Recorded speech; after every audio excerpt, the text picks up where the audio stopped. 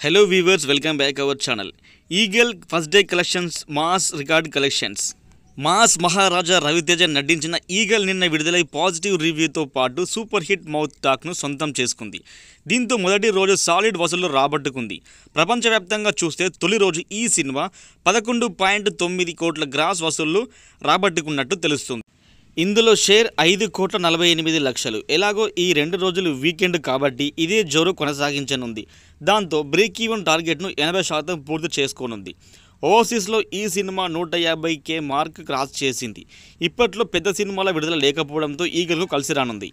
ఇక చాలా రోజుల తర్వాత రవితేజ ఈగల్తో హిట్ కొట్టి కంబ్యాక్ ఇచ్చాడు. కార్తిక్ ఘట్టమనేని డైరెక్ట్ చేసిన ఈ సినిమాలో అనుపమ పరమేశ్వరన్ జర్నలిస్టు పాత్రలో కనిపించగా రవితేజకు జోడీగా కావ్య థాపర్ నటించింది. దేవ్ జాన్ సంగీతం అందించాడు. పీపుల్స్ మీడియా ఫ్యాక్టరీ ఈ సినిమాను నిర్మించింది. ముఖ్యంగా చివరి 40 నిమిషాలు సినిమాకు హైలైట్గా నిలిచింది. హాలీవుడ్ రేంజ్ యాక్షన్ సీక్వెన్స్లతో ప్రేక్షకులను చిల్ చేసింది ఈ సినిమా.